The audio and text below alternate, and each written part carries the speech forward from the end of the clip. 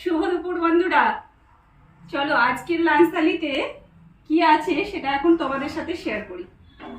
গরম তো যা গরম, পেতলের হাঁড়িতে আজকে ভাত রান্না করেছি, ধোঁয়া ওঠা ভাত। দেখো, আর যেহেতু ভাতের পরিমাণটা বেশি তাই খুবই গরম আছে। তো আজকে দুপুরে এরকম ধোঁয়া ওঠা ভাত রান্না করতে করতে আমার কুকিং চ্যানেলের জন্য দুটো রান্না করেছি, তার জন্য একটা থালি সাজানোই আছে। রেসিপিগুলো শেয়ার করছিলাম তো তার জন্য জাস্ট এক পিস করে বেগুন ভাজা, আর নিয়ে নিচ্ছি একটুখানি করে আলু ভাজা। আজকে একটু ভাজাটা মনে হচ্ছে বেশি হয়ে গেছে, তাই না? এটা আছে খেয়ালেই ছিল না, ওই জন্য কলমি শাক ভাজা নিয়ে নিচ্ছি একটু করে। কলমি শাক ভাজা, একটু কলমি শাক ভাজা। আজকে ঢেঁড়স সুন্দরীকে আমি এত সুন্দর করে রান্না করেছি, দেখো। দেখলে তো বন্ধুরা, এটা নিশ্চয়ই খেতে খুবই ভালো হবে, সেটা দেখে বুঝতে পারছো। তো চলো নেওয়া যাক। দেখো ঢেঁড়স সুন্দরীর চেহারাটা দেখো একবার, দেখো ঢেঁড়সের চেহারা দেখো।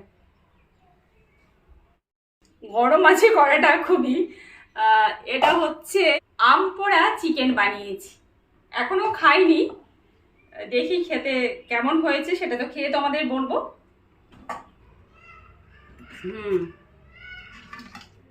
দেখতে পাচ্ছ, দেখি কি মনে হচ্ছে গো, খেতে হেভি হবে তাই না?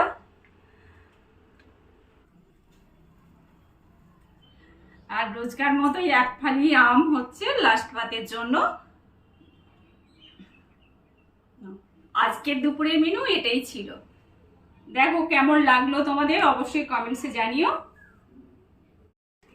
চলো তাহলে খাওয়া শুরু করি। আজকে দুটো রেসিপি বানিয়েছি। আম পোড়া চিকেনটা জাস্ট অসাধারণ হয়েছে।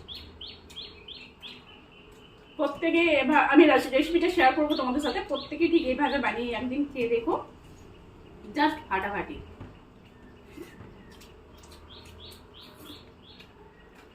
আর এই ঢেঁড়সটা এতটাই টেস্টি হয়েছে, যারা কোনোদিন ঢেঁড়স খায়নি তারাও কিন্তু খাবে। একটা পদেই হয়ে যাবে। তো চলো খাওয়া শুরু করলাম। টাটা। জানি না